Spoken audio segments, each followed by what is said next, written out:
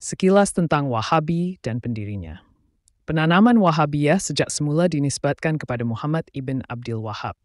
Ia wafat dalam keadaan sangat sepuh, di usia sekitar 91 tahun. Ia mempelajari ilmu agama dasar Madzhab Hambali dari ayahnya yang juga seorang khodim.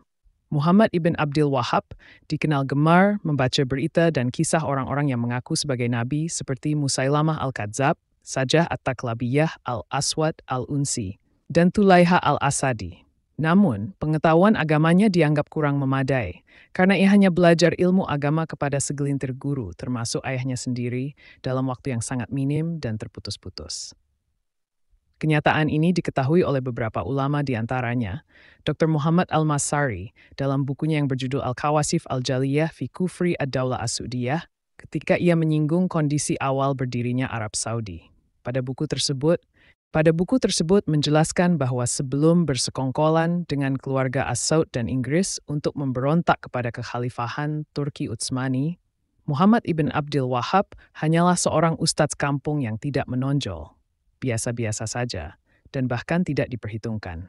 Ketokohan dan keulamaannya tidak dikenal sama sekali di antara para ulama yang hidup di masanya. Muhammad ibn Humaid, mufti Makkah, dan tokoh ulama terkenal yang hidup sezaman dengan Muhammad ibn Abdul Wahhab tidak memasukkan nama Muhammad ibn Abdul Wahhab dalam jajaran ulama Madzhab Hambali. Padahal ia menyebutkan sedikitnya 800 nama ulama dan tokoh Madzhab Hambali di zamannya, Abdul Wahhab, ayah dari Muhammad ibn Abdul Wahhab, dalam jajaran para ulama dan tokoh Madzhab Ahmad ibn Hambal, dan memuji tingkat keilmuannya. Dia banyak mengingkari hal itu dan semua larangan-larangan, sehingga terjadi perang mulut antara dirinya dengan ayahnya. Kekisruhan yang sama juga terjadi antara dia dengan warga kampungnya. Dia juga menjelaskan bahwa ayah Muhammad ibn Abdul Wahhab sangat jengkel kepada anaknya itu dengan mengatakan, "Betapa kalian akan melihat keburukan yang akan dilakukan oleh Muhammad bin Abdul Wahhab. Allah telah menakdirkan yang akan terjadi pasti terjadi." Kenyataan bahwa Muhammad ibn Abdul Wahhab bukan seorang ulama besar juga diakui oleh ulama-ulama Wahabi di dalam Ad-Durar As-Saniyah, buku rujukan utama ulama Wahabi. Di sana disebutkan, Muhammad ibn Abdul Wahhab tidak pernah mengaku sebagai imam, tidak ada seorang pun yang disebut imam pada masa hidupnya. Muhammad ibn Abdul Wahhab juga mendapatkan kritik dari Sulaiman ibn Abdul Wahhab, yang tak lain adalah kakaknya sendiri. Sang kakak menganggap keyakinan dan paham adiknya itu menyimpang dan nyeleneh.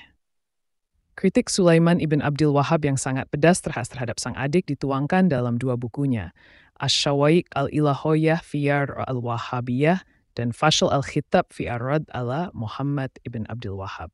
Sulaiman ibn Abdul Wahhab menganggap penting untuk menulis kedua buku tersebut, karena melihat adiknya sudah jauh menyimpang dari ajaran Islam. Pada tahun 1943 Muhammad ibn Abdul Wahhab mulai mendakwahkan aliran barunya. Akan tetapi, ayahnya bersama-sama Syai dan guru-guru besar di kampung halaman temannya berdiri tegak menghalau kesesatannya. Mereka membongkar kebatilan ajakannya sehingga dakwahnya tidak laku. Sejak menempuh masa studinya yang singkat, Muhammad ibn Abdul Wahhab memang telah menampakkan gelagat penyimpangan yang besar. Ayahnya dan para gurunya mengingatkan masyarakat akan bahaya penyimpangannya itu dengan mengatakan, anak ini akan tersesat dan akan menyesatkan banyak orang yang Allah sengsarakan dan jauhkan dari rahmatnya. Barulah ketika ayahnya wafat pada tahun 1953, Muhammad ibn Abdul Wahhab mulai leluasa untuk menebar kembali ajakannya di kalangan para awam yang lugu dan tak tahu banyak tentang agama, sehingga mereka dengan mudah mau mengikuti ajakannya. Ibnu Bisir dalam kitabnya Unwan al-Majd pada jilid 1 Lapa menceritakan tragedi itu. Yang artinya, setelah Syekh Muhammad ibn Abdul Wahhab sampai ke Huraimila, dia berdialog dengan ayahnya dan mengingkari perilaku bidah dan kesyirikan yang dilakukan oleh orang-orang bodoh umat Islam. Dia banyak mengingkari hal itu, dan semua larangan-larangan sehingga terjadi perang mulut antara dirinya dengan ayahnya. Kekisruhan yang sama juga terjadi antara dia dengan warga kampungnya. Hal itu berlangsung selama bertahun-tahun sampai ayahnya wafat pada tahun 1953 Setelah itu, dia memproklamirkan dakwahnya.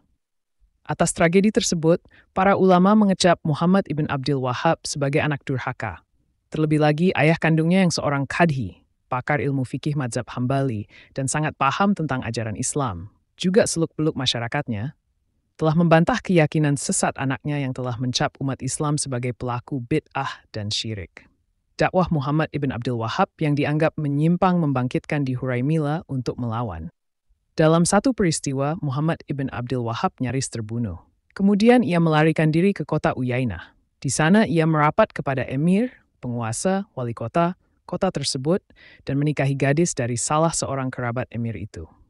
Dari sanalah ia memulai lagi dakwahnya dengan membid'ahkan amalan-amalan kaum muslimin. Namun tidak lama kemudian, masyarakat Uyainah keberatan dengan ajakannya sehingga mereka mengusirnya dari kota tersebut.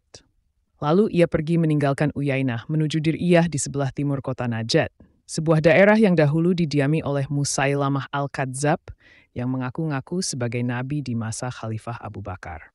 Muhammad ibn Abdul Wahhab mendapat dukungan penuh dari emir kota Dir'iyah, yaitu Muhammad ibn Said, sehingga warga masyarakat di sana pun menyambut ajarannya dengan hangat. Saat itu, ia bertingkah seperti mujtahid agung. Ia tidak pernah menghiraukan pendapat imam dan ulama terdahulu maupun yang sezaman dengannya. Padahal semua orang tahu bahwa ia sangat tidak layak untuk mensejajarkan dirinya di barisan para ulama mujtahid. Hal itu disampaikan oleh Syekh Sulaiman ibn Abdul Wahhab dalam bukunya. Sebagai kakak kandung, ia tahu persis bagaimana perilaku dan kondisi adiknya itu dalam bukunya itu, yang menurutnya sesat dan menyimpang dari ajaran Islam.